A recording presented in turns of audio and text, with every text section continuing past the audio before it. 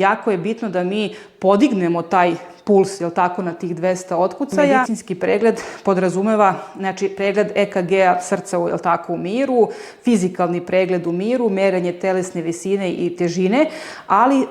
praktično to dete neće trenirati, jel tako, u miru i to dete će kroz tu igru i kroz taj sport u toku te trenažne sesije u velikom broju slučajeva i u velikim delovima treninga praktično dizati tu srčanu frekvenciju, odnosno puls, znači na dosta, da kažemo, visoke vrednosti. U teoriji, taj maksimalni puls koji dete može da dostigne u fizičkoj aktivnosti prelazi i 200 otkucaja u minutu. Tako da nije bitno kako samo radi srce, odnosno kakav je EKG tog deteta kada ono leži, jel tako, u miru za tih 10 sekundi koliko traje taj sam snimak EKG-a. Jako je bitno da mi podignemo taj puls, jel tako, na tih 200 otkucaja i da dok se to dešava mi praktično pratimo kako se ponaša srce tog deteta u maksimalnom naporu.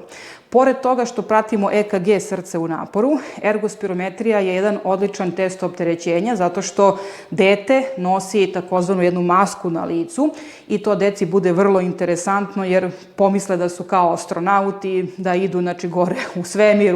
na Mars i tako dalje. Kroz tu masku mi praktično pratimo direktnu razmenu gasova, odnosno gledamo kako dete koristi kiseonik koji udiše iz spoljašnje sredine, a kako ugljen dioksid koji se stvara kao krajnji produkt metabolizma na nivou naših ćelija, a pogotovo se stvara u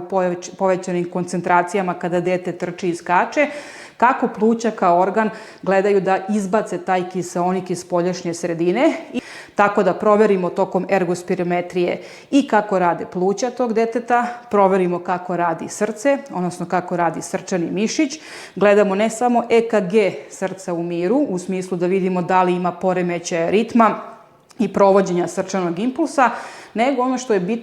mnogo bitnije kroz tu direktnu razmenu gasova, mi indirektno i gledamo kakva je snaga, odnosno kontraktilnost te leve komore srca, koja je najbitnija, da kažemo, u celom delu tog srčanog mišića, da vidimo kako svaka kontrakcija, da vidimo koliko je snažna i koliko svakom kontrakcijom srce ispumpava kiseonika, jel tako, iz svoje leve komore, ubacuje u krvne sudove i preko krvnih sudova gledamo